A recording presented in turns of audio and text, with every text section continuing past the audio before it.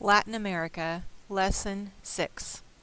Today we will be discussing a region of the world that spans two continents called Latin America. Part of Latin America includes Mexico and Central America.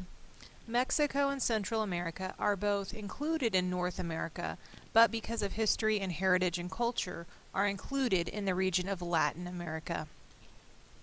South America and the Caribbean islands, too, are a part of Latin America, both for the same reasons. I would like for you to follow on your guide and look up the word archipelago and write a definition on your guide that goes with this word. The Caribbean islands are made up of a few archipelagos. The Greater Antilles and the Lesser Antilles are probably the more well-known too. Now, let's begin by talking about Mexico, which is actually included in North America. An agreement making trade easier for the three North American countries, Canada, the U.S., and Mexico, is called NAFTA, the North American Free Trade Agreement. It eases tensions and trading between these three countries, allowing goods and materials to flow.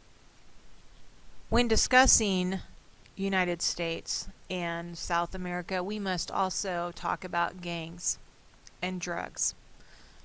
Drugs make their way from South America and Mexico into the United States by way of highway once they cross the border from Mexico to the U.S., traveling up mainly I-35, which cuts our country into two, and then splintering off from there to make it onto the market as illegal drugs.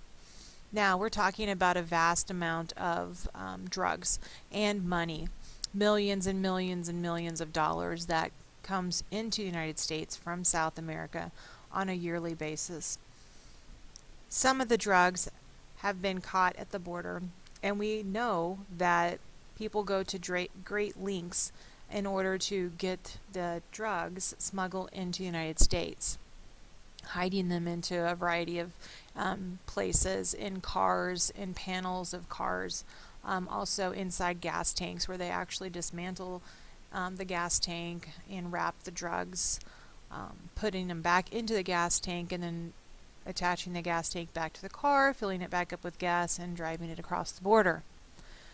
So, because they go to these great lengths to get drugs into the country, you can imagine they're worth quite a bit of money.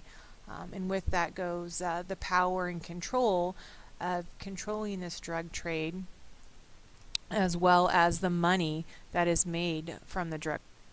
The next topic is Border Patrol, governed by our Department of Homeland Security.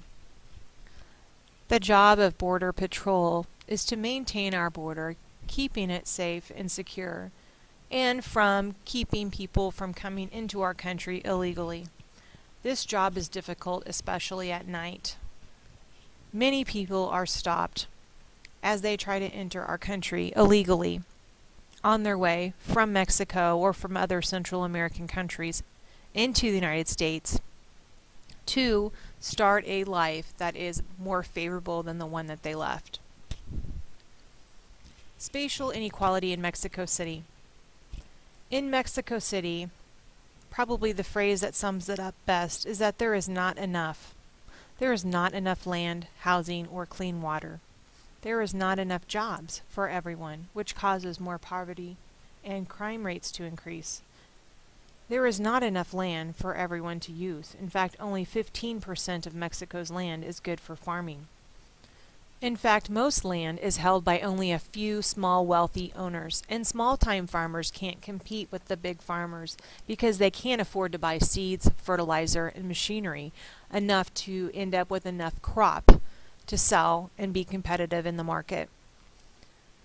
Farmers then migrate to the city to find a better life.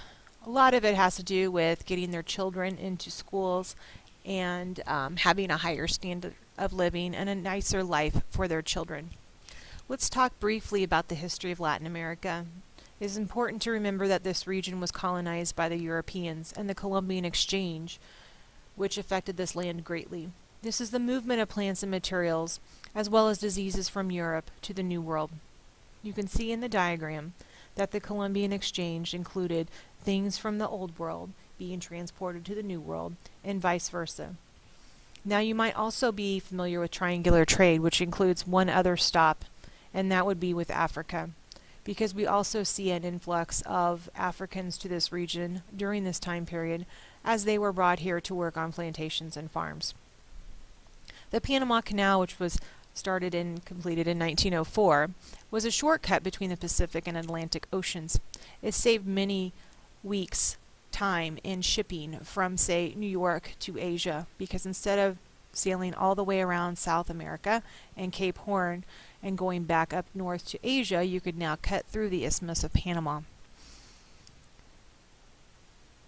Panama was once controlled by Colombia. When the United States approached Colombia about the canal, Colombia refused. And so the United States got behind Panama as they fought for their independence. Once they gained independence, Panama granted the U.S. the rights to build this canal. Government. Although many governments are republics, this region has been plagued with struggles for freedom, both economically and politically. This region is seen as unstable. It is a work in progress. People sometimes don't have the things that they need or a higher standard of living, depending on the country in which they live. In the 1970s, large numbers of people have left the islands in the Caribbean in pursuit of better economic opportunities and to escape civil wars and unstable political situations.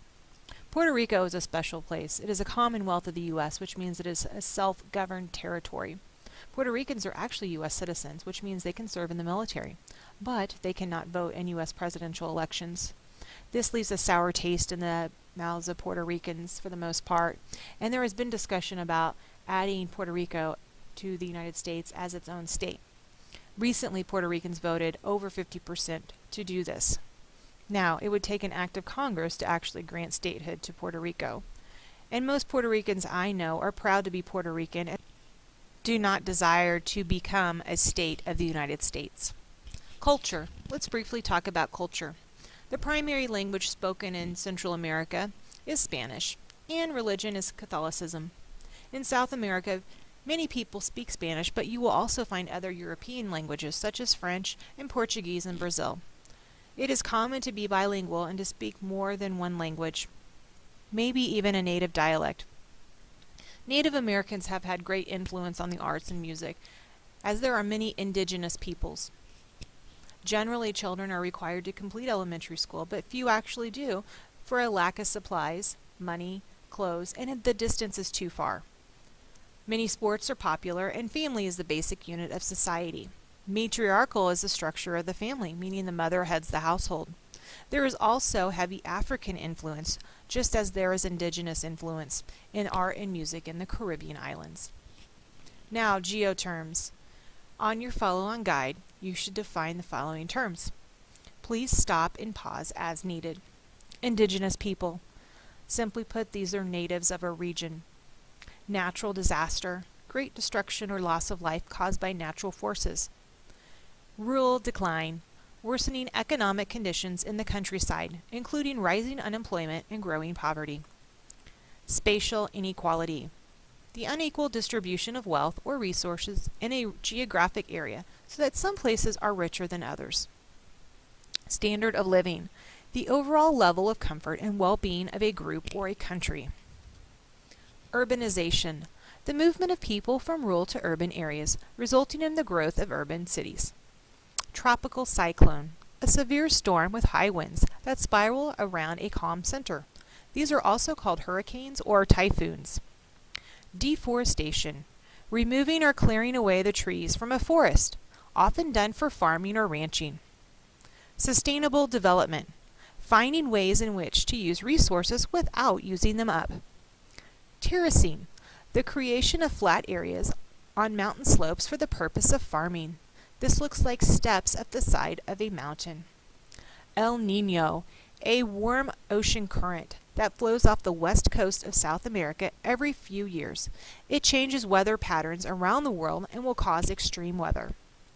This concludes Lesson 6, Latin America.